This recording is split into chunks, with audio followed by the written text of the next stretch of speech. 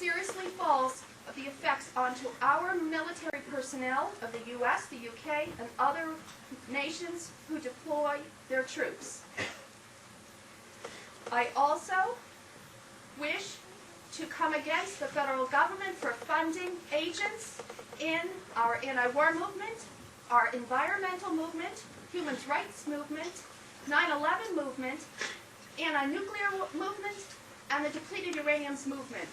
Federal employees are contracted to work in these agencies, departments, and our groups, and they are used to control these movements.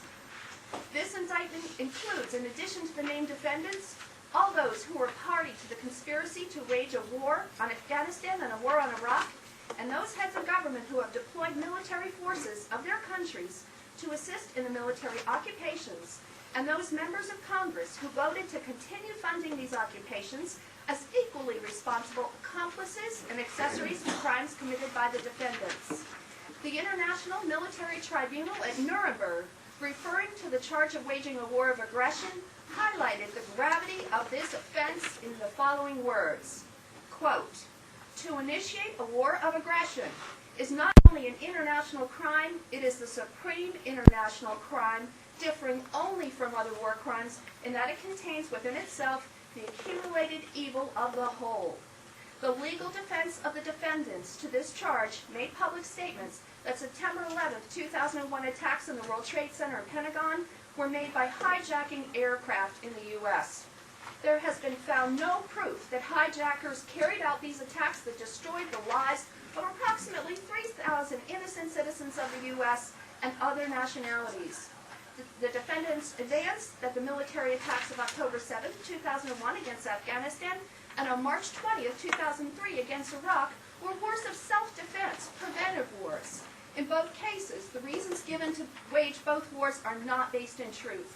The September 11, 2000 attacks in the U.S. had no connection with Afghanistan nor Iraq. Furthermore, there's no credible evidence to show that Saddam Hussein nor the government of Iraq had plans in place to attack the U.S. with weapons of mass destruction, which we, then, the U.S., used on both nations.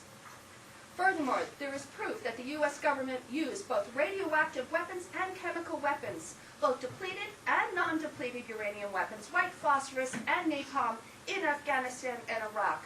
These are wars against crimes against humanity. They're war crimes, and under the basic human rights law and international laws, they're considered crimes against humanity.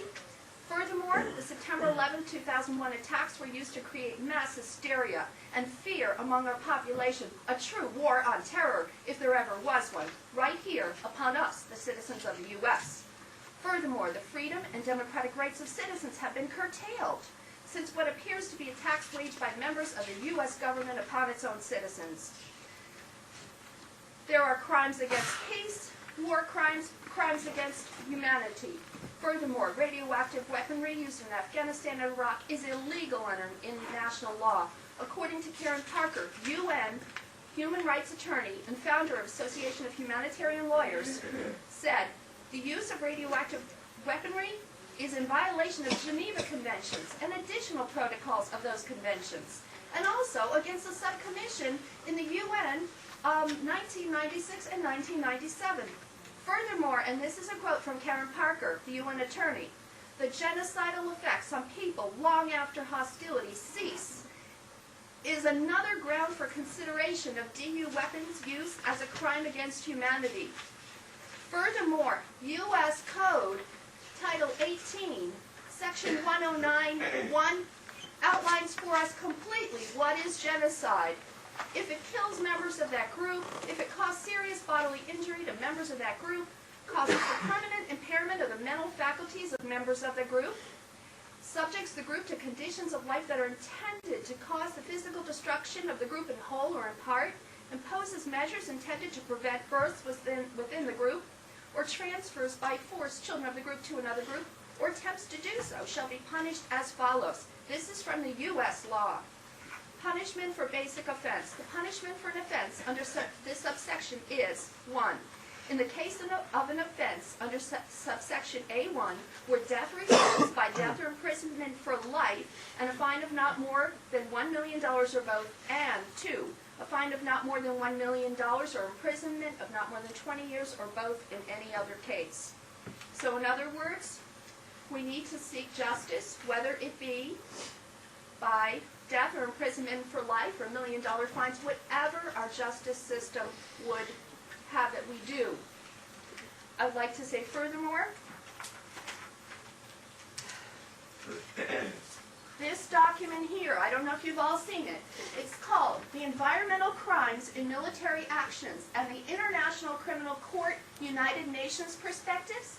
It was put out by the Army Environmental Policy Institute on April 2001. That was 5 months before 9/11 and 6 months before the war on Afghanistan. It is proof positive to me that they were planning, the military is planning a major conflict, and that war on Afghanistan, possibly Iraq, and also who knows what other nations, such as the attacks in Pakistan, the attacks on Somalia. They were planning these attacks prior to 9/11. To me, when you put together 24 attorneys and all kinds of ambassadors together to draw this huge report on is it okay that we wage war? Will we get caught in the international criminal courts if we wage war? To me, that's really looking at whether or not you're going to wage war 5 months before, 6 months before it started. Where do we find it? Yes, it's on the internet. Just do a Google search. You need to use quotation marks. Environmental crimes in military actions. In the military. Environmental crimes in military actions and the International Criminal Court. 10 minutes. Environmental crimes in military actions and the International Criminal Court. It's put out by the Army Environmental Policy Institute. Please read this because they really had this planned out well. We can pass it around. One more time, please. Put it on the board. Put it on the board. You can write it while somebody's talking too. Okay. I will write it on the board. We're going to pass this around. So, I will write it on the conclusion, board. my 10 minutes is up. I hereby move that we report these war criminals to our local authorities for murders, including genocide, violators of basic human rights against U.S. citizens and in Afghanistan and Iraq citizens, and against citizens wherever they live, wherever these radioactive uranium weapons have been dispersed throughout the atmosphere and throughout the world. Thank you. I would next like to introduce Mr. Gareth Porter. Actually, I would prefer if we went to people who are giving more substantive talks related to impeachment Okay. and indictment. I have something a little bit Don't worry about slightly it. different, It's so getting maybe passed it would be better Are you for Pino? David or somebody to speak before me. Who would like to go It's next? getting passed around when there's never right. I'm going to talk about the It is being passed around. we're going to the same answer. That's good. Anyone else like to go next? Good, good. Want me to go?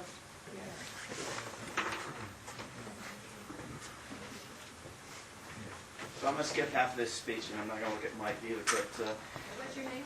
my name's David Swanson, and you can find this whole speech, if it interests you, at convictbushchaney.org, convictbushchaney.org, which is part of afterdowningstreet.org.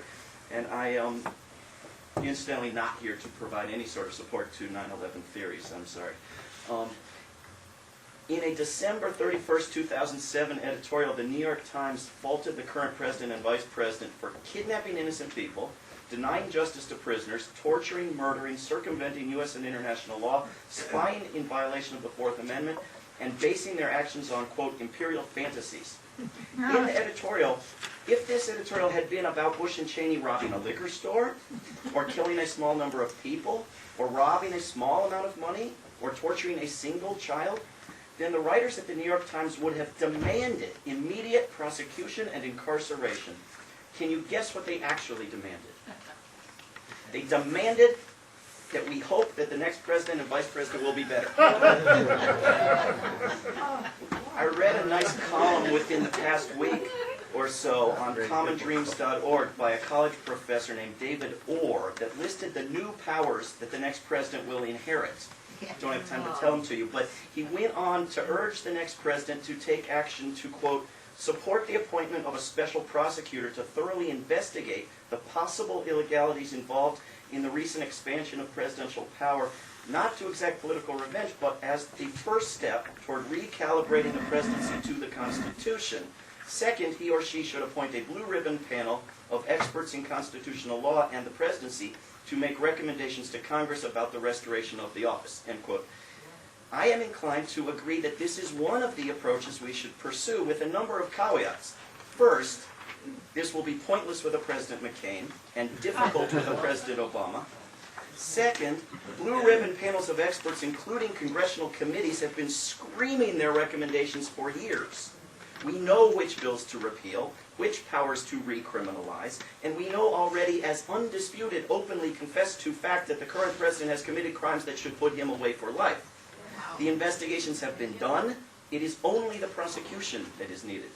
So the question, as far as prosecution by the U.S. Justice Department, should Obama be president, will be whether Obama will approve of prosecuting Bush, Cheney, et al.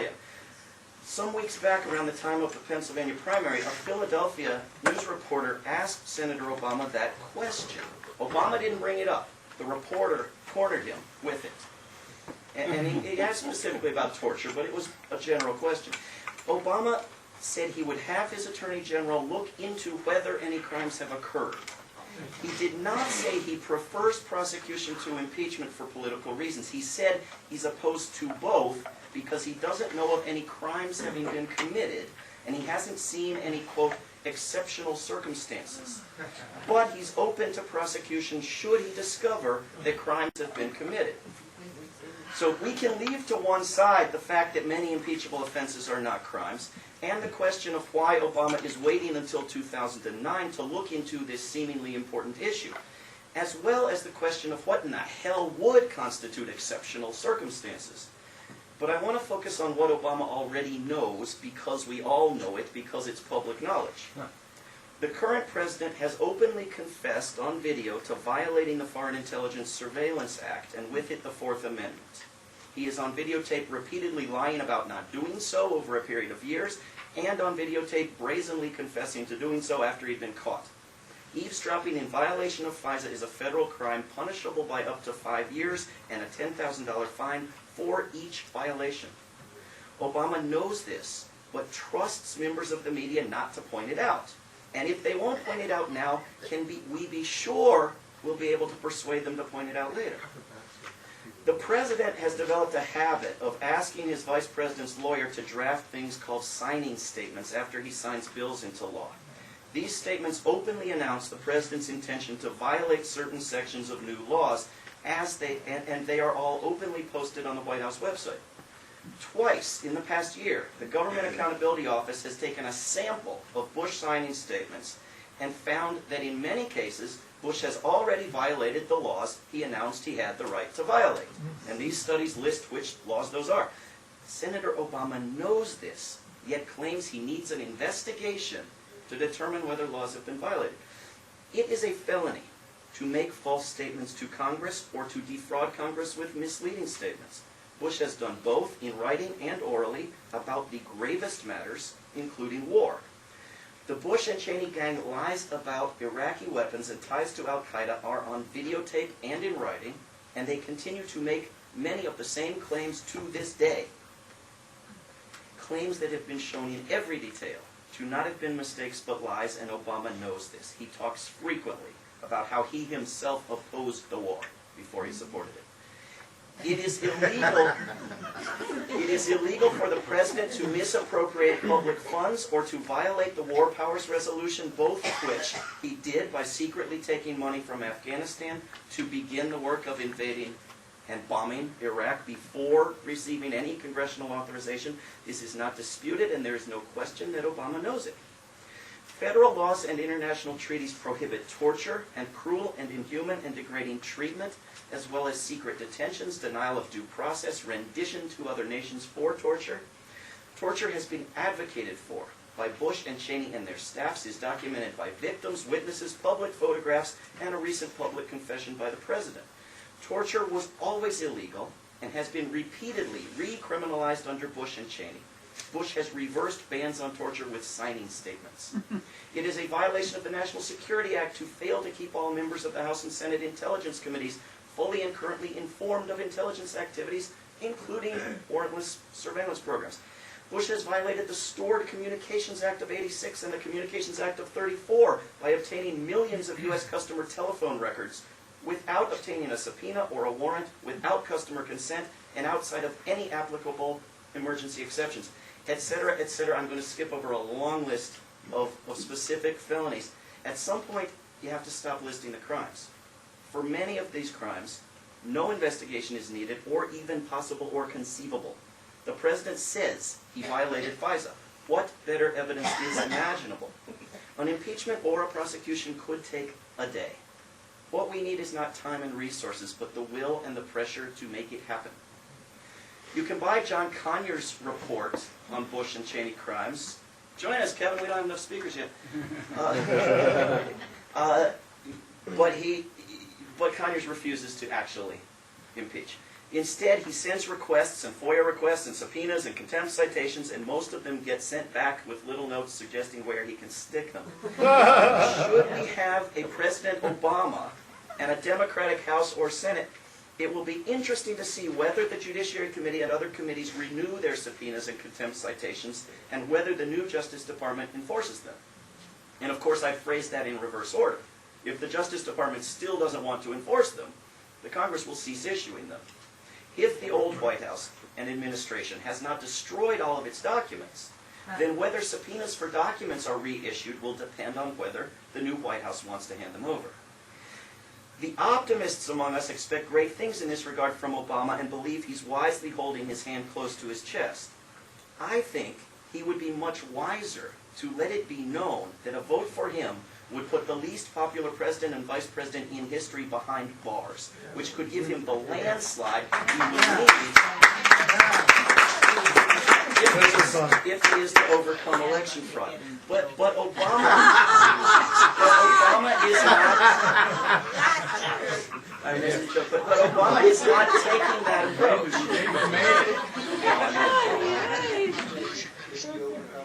But Obama's not taking that approach, which suggests that persuading him to act will be an uphill fight. We can do it, but it will be a struggle, and it should begin now, and it should include a push now for impeachment. I expect that we will see a strong push for impeachment in the House in the coming months. And remember, there are past impeachments and trials that have taken a total of 2 days. We have 8 months. And if we get to impeachment, we will get indictment for certain. If we do not get to impeachment, we may get to indictment, but Bush and Cheney's strongest defense in court will be to argue that they were never impeached. Of course, we also have the possibility of prosecution in a foreign country, or even in an international court, and we should do what we can from this country to encourage those avenues. There have been cases filed against Rumsfeld already, and Bush's rumored hideaway in Paraguay has now become part of a nation with a government opposed to his agenda. So the Pinochet approach is a possibility. Lawyers should be working night and day to make that happen, and the rest of us should be supporting them. But what prosecutors and judges and lawyers do doesn't happen in a vacuum. Activism and public education have a huge impact. I'm wrapping up. And this is something we can help with. We can hold forums like this one. We can contact the media. We can build progressive media. We can pass local and state resolutions. We can file court cases. The National Lawyers Guild is pushing Congress for a special independent prosecutor on torture.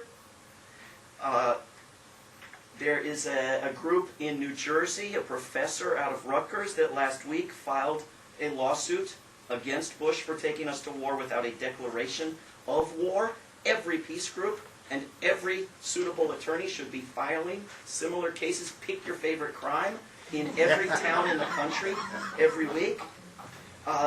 Last week in Milan, Italy, 25 CIA agents and an Air Force colonel went on trial in absentia for kidnapping a man from an Italian street and sending him to Egypt to be tortured. And the Prime Minister of Italy is going to be brought to testify on that.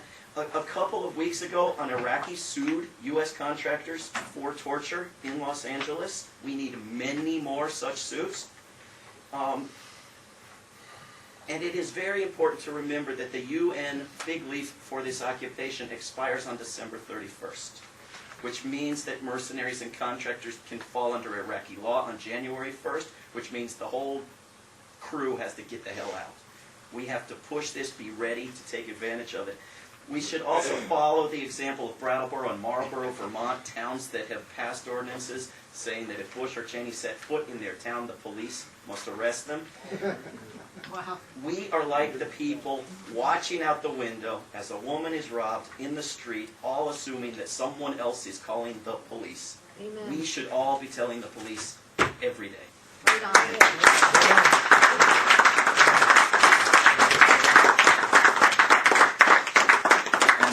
$1 for the impeach Bush and Cheney bracelet. That's the important thing. 6 for 5.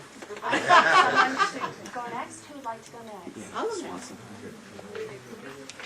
No, I'm not.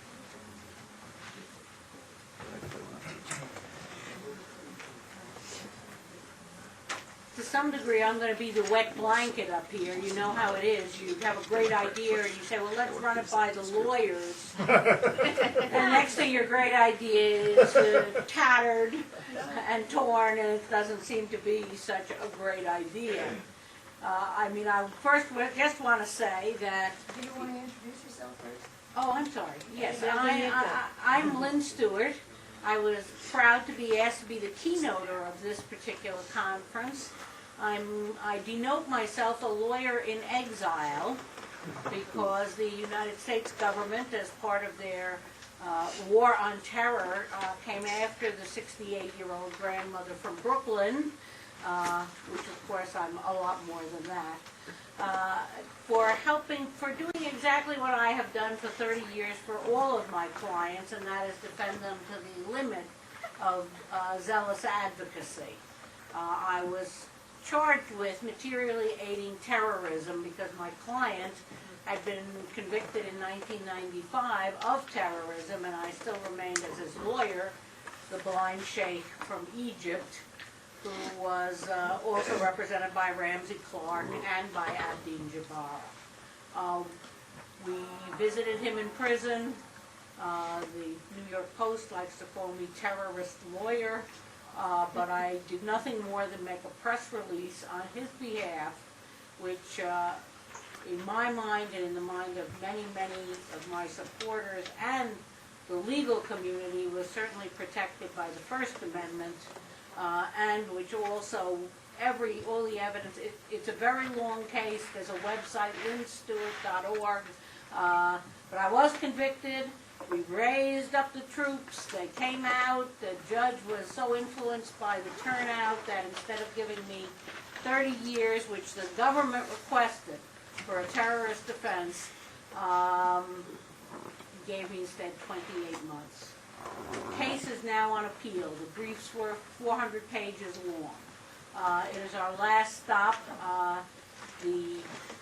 One of the panel members was a cousin, full-blood cousin of George Bush, and displayed, as I always say, displayed the genetic proclivities, stupidity and arrogance.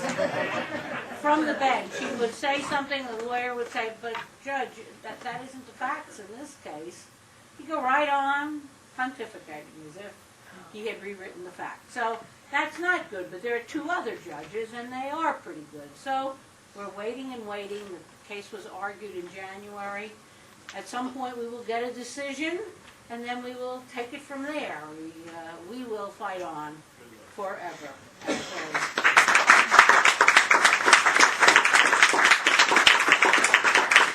So I'm here though to be a little bit of a wet towel, not completely, but I do, in all of the talk, and I greatly appreciate it, and I see all of these as great vehicles for educating the public, because this is within what the public expects and understands.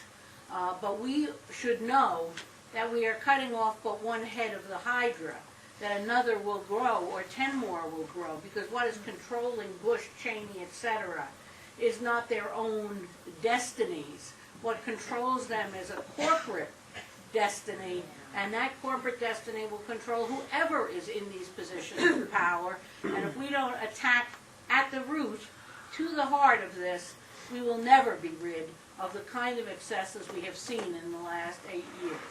And I would say to you that, when you say, well, how can they do these things? We read these things in the paper day after. How can they do these things? And the answer is because they can. Because no one and nowhere says, if you do that, you are going to be in serious trouble. David mentioned I'm right, David, right? David, yes. Mentioned the National Lawyers Guild has called for a special prosecutor because their view of it is these are all per se crimes. We don't even have to go into any of this stuff. It's proven. It proves itself. But notwithstanding that, I do think we have to think about who is pulling the strings behind all of this and how, when you get away with a little bit, you get away with a lot more, and then you take a lot more, and then you take another big bite. And that is clearly what has happened here. We need to think a little bit about the fact that impeachment, while we have 8 months to do it in, and 8 months to, there's going to be a sense, I think, in the general public, the electorate, they're going to be out of office in January anyway. Why go through all this? But indictment is something different. Indictment is calling them into some court, somewhere, and making them answer for their crimes. They were very hot to get Milosevic, after all of the Yugoslavian to do, into the International Criminal Court, and notwithstanding a couple of heart attacks and ultimately his death, to put him on trial. So I think we ought to return the favor. And the International Criminal Court has shown some independence. They are not completely under the thumb as so many UN agencies and perhaps the UN itself is. They have shown that they are willing maybe to stick their necks out a little bit. So there is that question, indictment versus impeachment, but either, wherever camp we are in, this is all part of education program, making people aware that, Andrew Johnson, who was president after the Civil War, was impeached because he basically, he wanted to hold out an olive branch to the South, and he was impeached for that. This is our history. Nobody even knows that or remembers that or thinks about that. And you think about that compared to what this man has done in terms of lying to the electorate, giving you the basis to make the proper decisions. I like to say to people when I speak, we Americans hate to be conned. We dislike a lot of things, but boy, we hate how when somebody pulls the wool over our eyes, treats us like we're stupid. We hate that, and I think the people who are on the bottom, the little people, the people who should be running the country, hate it the most. So it is a great topic to raise. So I also think that things like Brattleboro, that is a remarkable happening to me. Even more important perhaps than, the 500 plus places that have repudiated the Patriot Act and said we won't enforce it in our town. That's sort of a paper thing, but this is a real thing. Set foot in our town, Jack, and you're in the Who Scout. It's very, very, and I would love to learn more about how that was accomplished, how that happened. That it happened, I think, through the city council in Brattleboro. I don't know if it's a city, I'm not sure it's a city, town, village, anyway. Public referendum. Public referendum. Signatures, put it on the ballot, vote. Was it a referendum or an initiative? Speak, David, on this, because we're at that. A public initiative. Signatures collected, put on the ballot, on the back of the ballot, tell everybody to flip it over and find it, vote, get a majority vote, it's done. But it was introduced by the people, an Yes. initiative, not by Oh, yes. politicians. Oh, yes. It was on the ballot. Yes, it was in the primary. So all has to do is copy that and put our own city next to it, walk around, ask them. I don't Yeah. think every Yeah, state but has the yeah. public referendum. You have to find out if you're 22 covered by states. that. What about Virginia? This is a local thing. This depends on the local government. Let's. Yeah, you'd have to just. Town near it. No, any little town, it'll get, the one thing it'll get is a headline.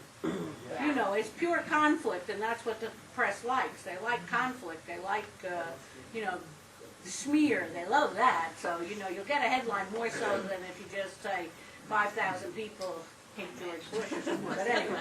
You can take the text from convictbushchaney.org. Like to see it happen in Chicago or DC. Yeah. Is where it needs to happen. Yeah, that would be great. Or New York even, they can't stay away I don't from New think York. that is on his agenda anyway. At any rate, here we are. Brattleboro, Vermont, and Marlborough, Vermont have both done this, and it seems to me it's a terrific idea if you can get the horses together. But the people who are working on this, and David said every lawyer should be working on this, well, I can tell you about two groups, and he said yesterday to you, you know, at the death of empire, that you should take all the money you have left over, whatever that may be. In some cases, zero, but anyway, and send it to Cindy Sheehan, who is trying to defeat Nancy Pelosi, who took indictment off the who took impeachment off the table. If there was anything that said to all of us, or all of anybody who harbored any hope for a Democratic Congress, that would be, we carry our standard, we go in and be St. George against the dragon and the that was the end of it. It was the first day she said that. Yeah. Impeachment is off the table. And Conyers said it too. Let's be straight about this. We think of him as our great ally, but he said it too, and he said it to Cindy Sheehan's face. And she got in his face about it. And then you say why. So after you've sent all your money to Cindy Sheehan, also think about sending a few shekels down to the National Lawyers Guild, who has put out a 12-page white paper about a special prosecutor, which is really, it is a beautifully written legal document in which torture is defined, and it's not defined as John Yoo defined it, believe me. It is defined as a crime per se. You don't have to go into just the fact that it happens and you know it. It's like the Supreme Court said about pornography. We know it when we see it. You just see these old guys up in some film room. Right? Well, that's not it. Let's see another one. We're good. Run the projector. Anyway, not to make light of it at all. The Guild has been around, you know, since the late 30s. Their motto, and they have been a great champion of my case since day one, their motto is people, not corporations, and they do tremendous work, and this is the most recent release. May 12th, they released the call for a special prosecutor to not only do the guys in the high places, but to do all those advisors that wrote these memos, to do the people who carried out the torture, unless they can clearly demonstrate that theirs was I don't think you get away with saying I was following orders. But all the way up and down is what they're calling for, an indictment that will indict everyone. And you know, the lawyers, we are all very concerned that nobody ever took John Yoo and that list of other people who wrote these memos, which gave Bush and Cheney exoneration, which said, you won't be in trouble if you do this. I got the arm, okay. What was it? That they too are really, in a disciplinary committee, if you give advice as a lawyer that is outside the scope of really the law, you can be hauled in front of a disciplinary committee for a breach of ethics. So I wish to all of them, and especially John Yoo, who is teaching at Berkeley, that they should have happened to them what they did to me. Let's haul them in, let's indict them. The second group I want you to throw money at is the Center for Constitutional Rights. The center is the place, they have actually tried to do the Pinochet thing. They have served Cheney, they have served Rumsfeld in Germany, in Spain, but neither of those sovereignties which are signed on to the anti-torture treaty would take jurisdiction. But it may just come about that the political winds may blow in such a way that the next time they try it, it will happen. And they, of course, they take note of the fact that these guys do not travel to states in which the treaty holds sway. So there is movement here. There is something going on. There should be something going on. And I think for our own sakes and our own souls, we have to be behind this movement, because otherwise they are doing it in our name, and we can't say we're not going to do it, not in our name, in the back of the room over there.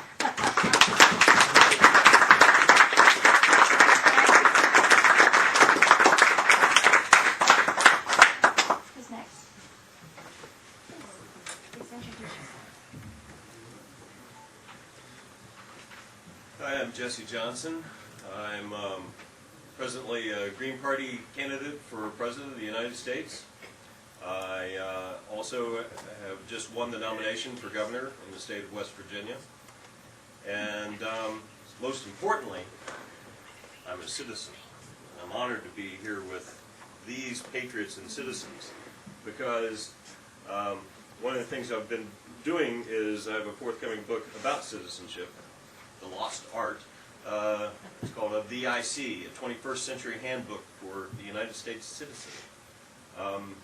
Young people have no civics in school anymore, so they don't know how to participate in democracy. And is this a democracy?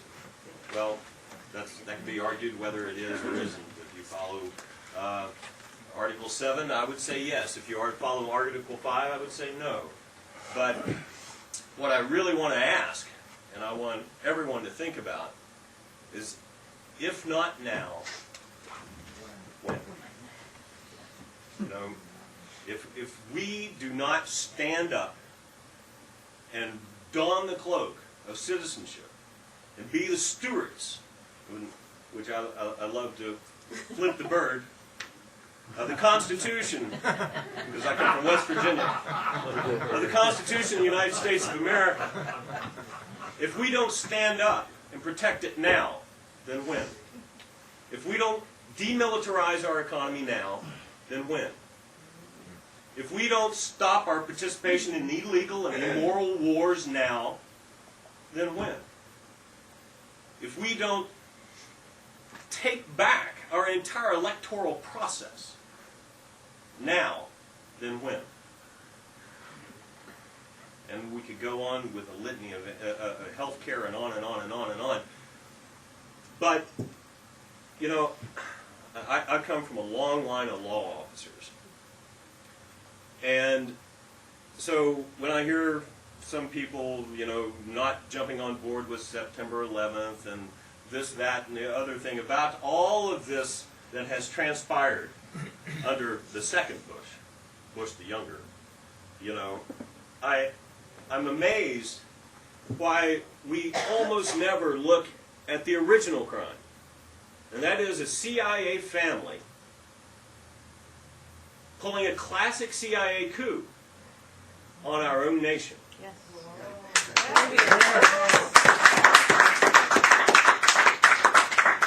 To steal an election,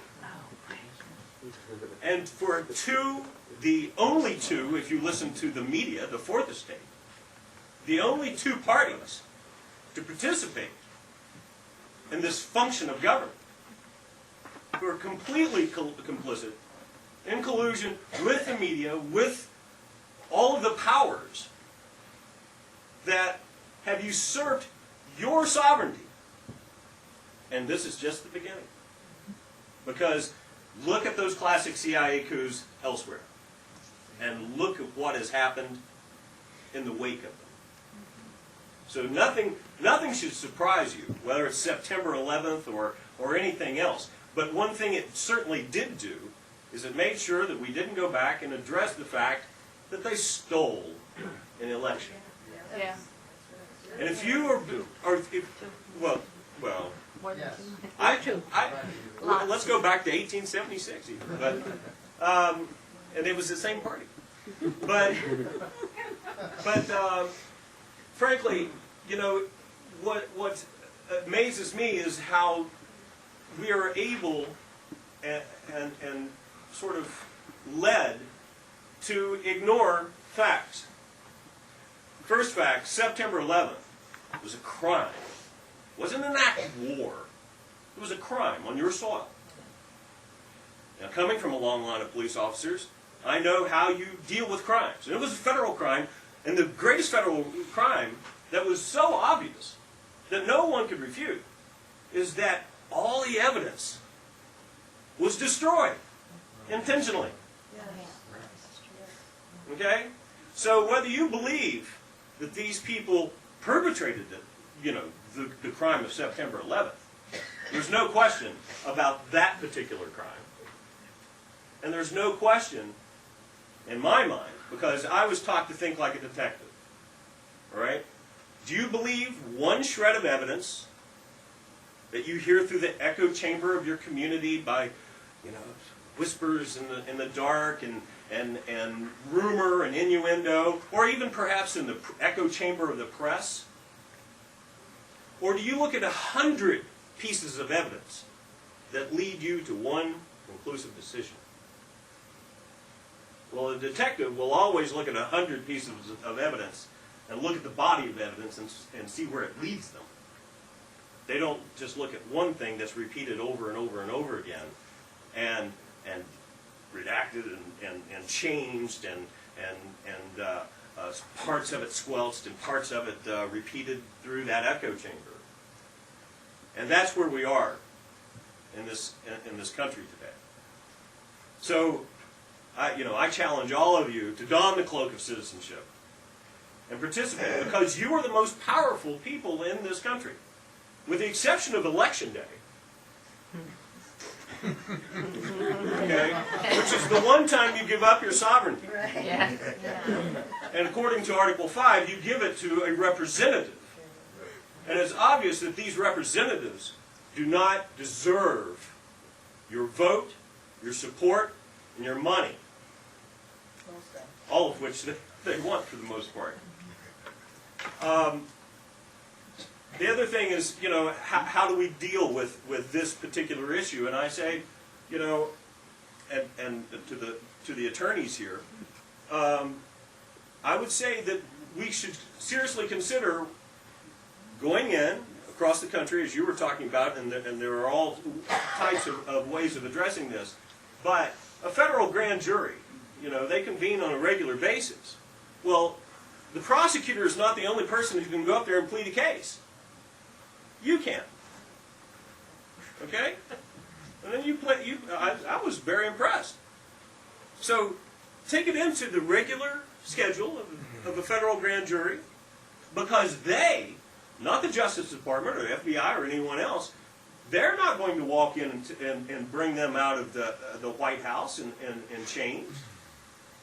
And let's look at, and when you're talking about all the people who need to be impeached, there's also some judges who were complicit in this as well.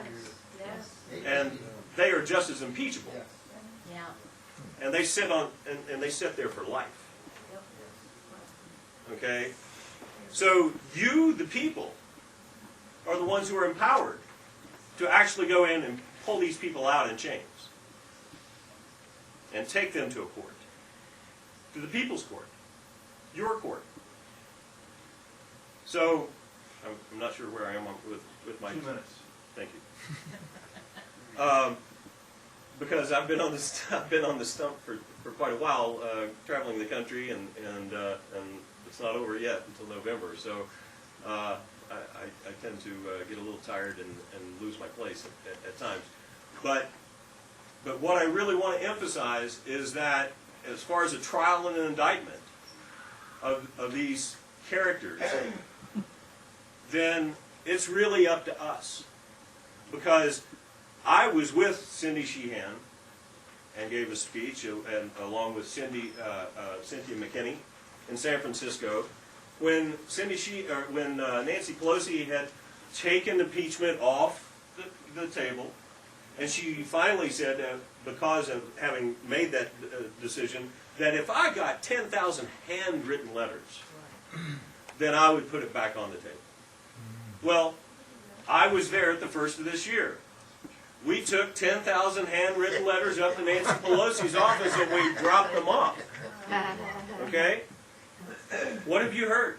Nothing. Absolutely nothing. Now, I'm going to proffer my opinion as to why. How long have we been at war in Iraq? 5 years. Well, I'll say, try 16. Yeah. Okay? Yeah. Let's look at our first invasion. Let's look at the no-fly zone, keeping those people from, the people who we contaminated with depleted uranium, etc., from getting health care and clean water and all the things that they needed. To this time, were we going to be greeted as liberators? No. I don't think so. I think anyone who had educated themselves would know that. But here's the key.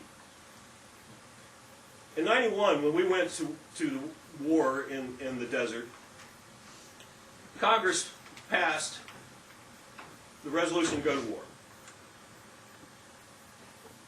But it was still a violation of UN law. Yes. Okay?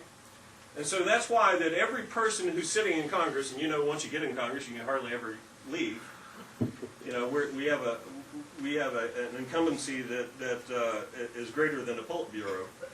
And, well, it's true. And so, and I'll just take another minute. But my point is that this Congress, it's collusion as well. They are implicated in war crimes.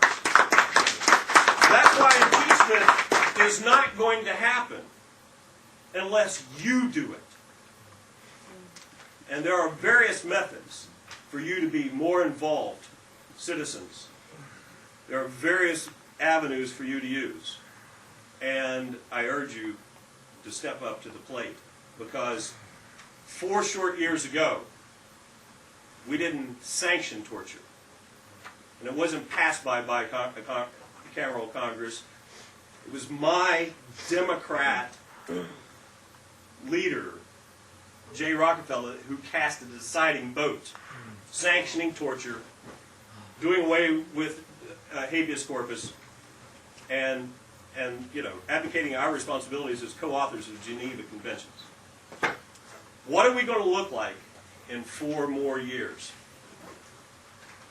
Are we going to risk it all on the audacity of hope? Well, since I'm running for president, I have a thing or 12 to say about that. But I won't go into that, and I thank you for your time.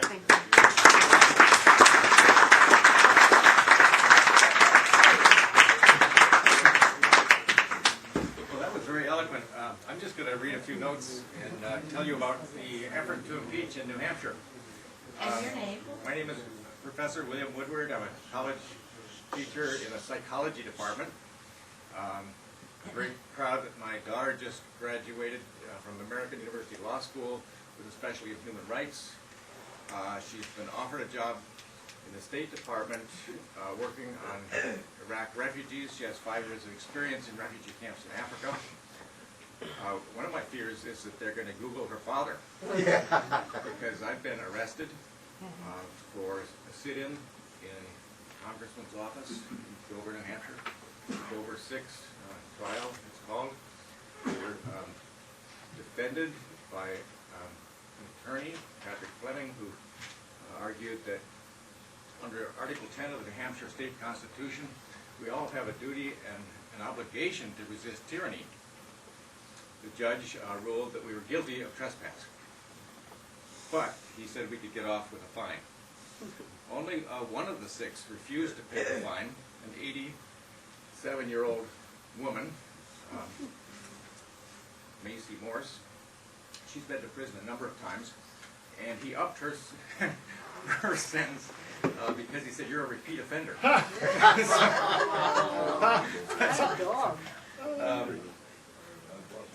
bless her, yeah. So we got some spunky people in New Hampshire. Another 87-year-old is Betty Hall, Congresswoman Betty Hall. And she has, have you heard of her? Google her. Betty Hall has put House Resolution number 24 out there, and I, although I'm not one of the prime movers, I attended the House Resolution HR 24. attended the day when it came up, New Hampshire House. By the way, we have, I think, the largest sitting legislature in the world, over 500 members. They get paid $200 a year. That's relevant because that means you have primarily retirees and spouses running the state of New Hampshire. Pardon? That might not be a bad thing. No, it actually has a lot to be said for it.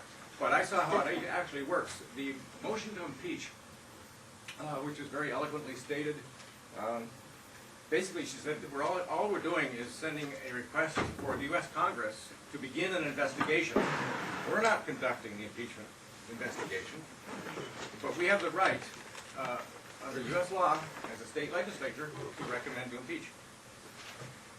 So I got to the legislature building that day and found out in the hallways that the press was there to cover the impeachment resolution. But the impeachment resolution, they didn't want to talk to the little band of supporters of Betty Hall, including myself. They wanted to talk to the poison pill amendment, the Republican amendment to impeach Carol Shea Porter, the Democratic congresswoman in Washington. They were going to hang this poison pill on the motion to impeach Bush and Cheney, if it came up in Congress. And so the end result at the end of the day was a motion to table introduced by the Democrats in self-defense. However, that's not the end of the story. That was how long ago? That was in April 16th. Then we brought the impeachment resolution to the Democratic Convention as one of 19 resolutions last Saturday. I wanted to read to you. There were 2 resolutions out of the 19. One was to impeach, and one was to indict. Let's see if I can find it. One small town named Newbury proposed to indict them. Let's see what they said. It calls for Congress to appoint a Commission of Accountability and Reconciliation and to indict and prosecute the guilty. The newspaper report said this may be viewed as a stronger statement than impeachment. And unfortunately, because I was giving the keynote in 9/11, I didn't have time to research this paper. I don't even know how that came out. I do know, however, that the impeachment resolution was turned down by the resolution committee 2-1 after about a dozen stirring speeches. 2-1. 2 women voted against it. 1 man was for it, by the way. But last Saturday, the delegates, of whom there were nearly 1,000 delegates, voted for it. So now we have it legitimated by the Democrats, by the delegates, and that's like sticking in the face of Congress. Now I've also done a little talking to Republicans. What's going on that they can't get support from the Republican side, since impeachment should be bipartisan? And we had a rally in New Hampshire with Howard Zinn, Ramsey Clark, the Libertarian Party. In fact, I can tell you what they had to say. The Libertarian Party sent a statement endorsing House Resolution 24. Bruce Fine, Deputy Attorney General under President Ronald Reagan and founder of the Liberty Coalition, wrote in support of H.R. 24. My point is that it's a bipartisan effort. And here's what Mickey Edwards, the founder of the Heritage Foundation, the former chair of the American Conservative Union, said yesterday in a New Hampshire Public Radio interview. This comes from Betty Hall's speech. If the question were posed, this is Mickey Edwards, if the question were posed, do I believe the president has constituted impeachable offenses, I would say yes. I would say he has because, in fact, he's very specifically violated laws. The FISA Act on warrants is one clear example. The American Bar Association found by a large margin that his use of signing statements, to disregard the law was unconstitutional. So he has committed acts that I believe are violative of the Constitution and therefore probably impeachable. Yes, I do. Would you agree that a president who deliberately violates the Constitution is committing an impeachable offense? End of quote. So Edwards and Fine are conservatives who put conserving the Constitution ahead of party considerations. They also had Danielle Ellsberg, who risked imprisonment to release the Pentagon Papers. There were statements by Ed Asner, Noam Chomsky. So Betty Hall really has lined up support. When the HR 24, when it was, if you Googled it, she got more hits than anything else in the world during 1 week preceding this vote. It's enormously followed around the world. Now, but the Republicans, so I'm told, with their poison pill, don't want to give up power. They waited so long to get control. They're going to stay there. The ends justify the means. It's not about the Constitution. It's about staying in there. And my comment on national politics, I think you have to look behind Nancy Pelosi to look at the 48 Blue Dog pro-war Democrats. Go to Wikipedia. Blue Dog Democrats. They've been around since the South supported slavery. Representative Rahm Emanuel of Illinois recruited 10 more and got them into office in the last cycle. We in New Hampshire are particularly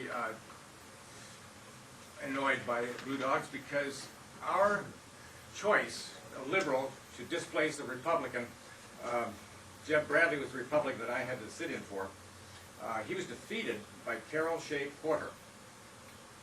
Carol Shea Porter could get $0 from the National Democratic Committee. Zero support.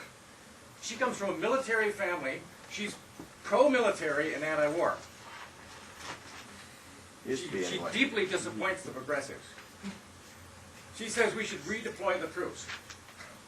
Send them somewhere else, but draw down the forces. And that's the woman that they threatened to impeach, the Republicans.